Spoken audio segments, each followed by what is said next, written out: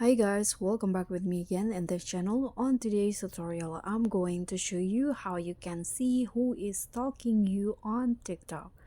So if you want to find out who view your profile or stalking you on TikTok, this is how you are going to do it. First, you can head to your profile, and at the top right here you'll see numbers with TikTok user photos on it. So just tap on that and you'll see the profile view. So this this TikTok account has view my profiles.